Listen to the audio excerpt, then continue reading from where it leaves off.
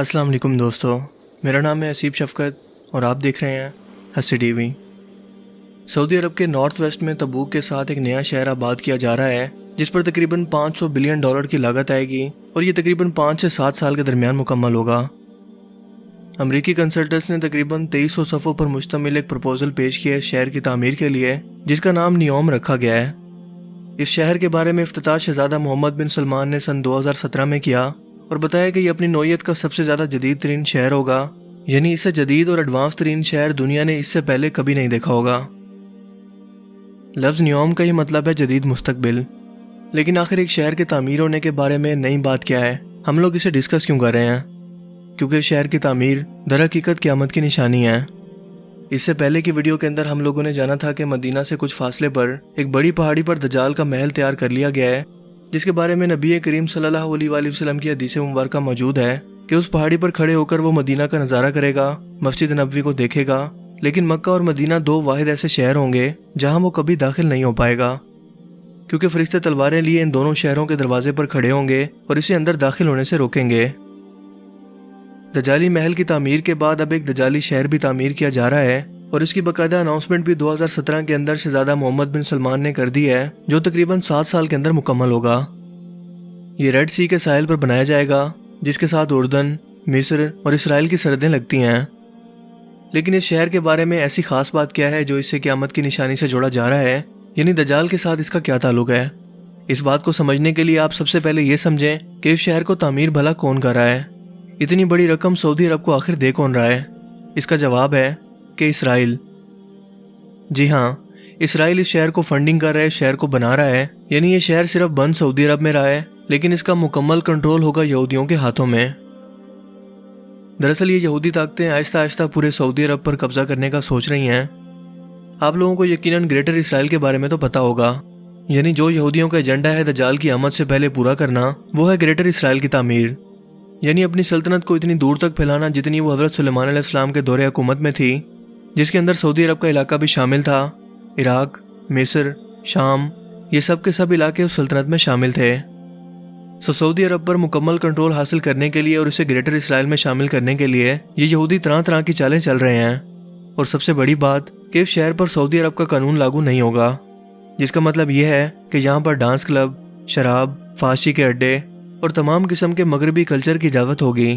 اس اجازت مقدس پر جو ہمارے پیارے آقا حضرت محمد صلی اللہ علیہ وآلہ وسلم اور کئی انبیاء کرام کی سرزمین ہے۔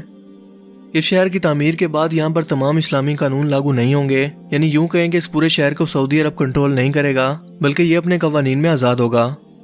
یعنی عورتیں جہاں چاہیں جیسے چاہیں یہاں پر گھوم سکتی ہیں، جس لباس میں چاہیں وہ یہاں پر گھوم سکتی ہیں، ان کو ہر طرح کی مکمل آزادی ہوگی۔ جو اسلامی قوانین کے مطابق ان پر پابندیاں لگائی گئی تھی، ان پر اور دوسرے اسلامی قوانین کا اطلاق اس شہر پر بالکل نہیں ہوگا۔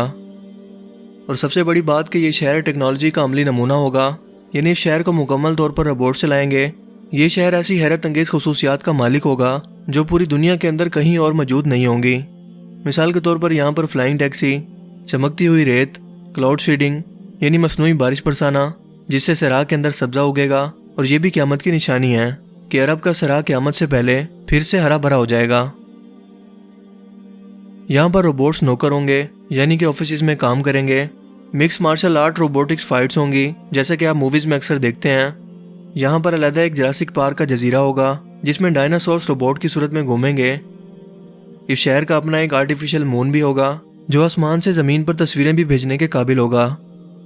یہاں پر جینیٹک انجینئرنگ کو بھی بڑھایا جائے گا۔ اس شہر کی تعمیر کے دوران سب سے پہلے فیز کے اندر اکنامیکل فنڈنگ کو فروغ دیں گے۔ اس شہر کا اپنا ایئرپورٹ بنایا جائے گا، نئے ریزورٹس تعمیر کیے جائیں گے، اور یہ 10,200 اسکوائر میل کے رقبے پر پھیلا ہوگا۔ اس شہر کی تعمیر سے یہودیوں کا سب سے بڑا مقصد یہ ہے کہ اس شہر کے ساتھ لگنے والے تمام ممالک کے ساتھ اپنی تجارت کو بڑھایا جائے، کیونکہ اگر آج کے دور میں آپ کسی ملک کو کنٹرول کرنا چاہتے ہیں تو آپ کو سب سے پہلے اس کی اکانومی کو کنٹرول کرنا چاہیے، اور یہ لوگ بھی اسی منصوبے پر کام کر رہے ہیں۔ اس شہر کی تعمیر کے بعد ایک تو یہ سعودی عرب کے کافی حصے پر کنٹرول حاصل کر لیں گے، کیونکہ ظاہر سی بات ہے کہ یہاں پر ان کی آمد و رفت بھی ہو جائے گی سعودی عرب کے اندر، اور سعودی عرب کے بادشاہ ویسے ہی یہودیوں کے غلام بن چکے ہیں، کیونکہ عراق، شام اور مصر کے حالات خراب ہونے کے باوجود مسلم امت کبھی اکٹھی نہیں ہوتی، اور خود سعودی عرب نے یمن میں اسلامی اتحاد کے نام پر اپنے ہی مسلمان بھائیوں کو قتل کیا۔ مسلمانوں کی اس تعمیر کے اندر در حقیقت یہودیوں کی تعمیر ہے، جو کہ حالات ہمیں واضح طور پر بتا رہے ہیں۔ اسرائیل کے شہر تل ابیب سے سعودی عرب کے شہر ریاض کے اندر کمرشل فلائٹس پہلے ہی چل رہی ہیں۔ اس سے پہلے آپ کو یاد ہوگا کہ سعودی عرب نے کچھ عرصہ پہلے قطر پر بھی پابندی لگا دی اور اس پر الزام یہ لگایا کہ قطر حماس کی مدد کر رہا ہے۔ آپ کو بتاتا چلوں کہ حماس وہ تحریک ہے جو فلسطین کے اندر اسرائیل کے خلاف لڑ رہی ہے، یعنی فلسطین کی آزادی کی تحریک لڑ رہی ہے۔ یہودیوں کے مظالم، ان کے ناجائز قبضے اور فلسطینیوں کی بقا کی جنگ، لیکن سعودی عرب کھل کر اسرائیل کی حمایت کر رہا ہے۔ اس کے علاوہ سعودی عرب اور ایران کی جنگ کے بارے میں آپ لوگ سبھی جانتے ہیں کہ ان کے درمیان ایک دوسرے کے لیے کس قدر نفرت پائی جاتی ہے۔ جب سعودی عرب نے قطر کا بائیکاٹ کیا تو متحدہ عرب امارات اور سعودی عرب کے بہت سے اتحادی ممالک نے بھی قطر کا بائیکاٹ کر دیا، جو یہ ثابت کرتا ہے کہ تمام سعودی شہزادے در حقیقت یہودیوں کی نوکری کر رہے ہیں۔ اس تعمیر ہونے والے شہر نیوم کو بھی یہودی کنٹرول کریں گے، یعنی اسے ورلڈ بینک فنڈ کرے گا جو کہ یہودی ادارہ ہے،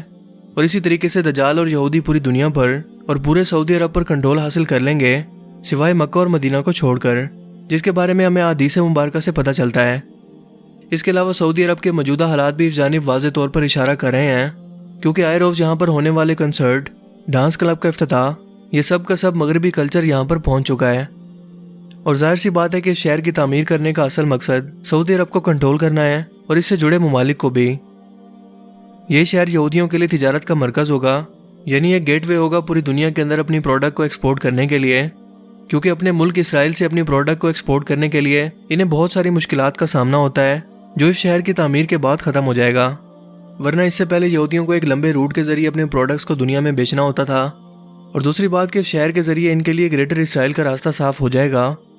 کیونکہ آپ جانتے ہیں کہ ان لوگوں نے جان بوجھ کر شام کے حالات خراب کیے، مصر میں خانہ جنگی کروائی، یہودی ایجنٹ سیسی کو اس پر نافذ کر دیا،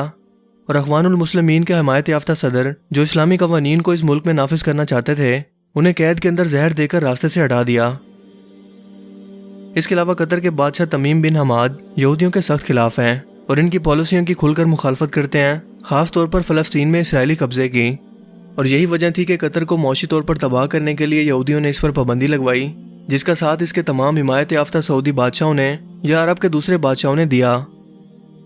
بالکل اسی طرح سے مسلم امت کا درد رکھنے والے طیب اردگان یہودیوں کی آنکھوں میں بہت زیادہ کھٹکتے ہیں،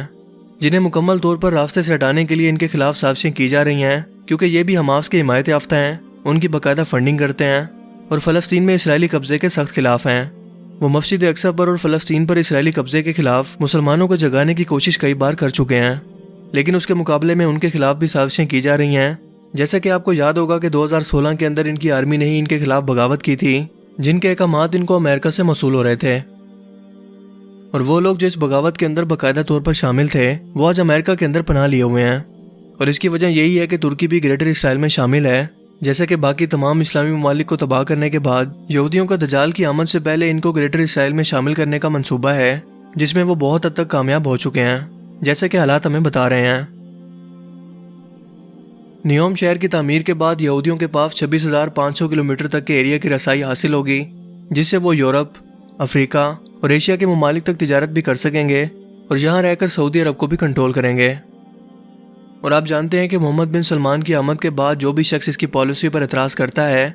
وہ یا تو جیلوں میں قید ہے یا پھر اسے پھانسی دے دی جاتی ہے، اور وہ بھی حکومت کے خلاف بغاوت کا نام دے کر،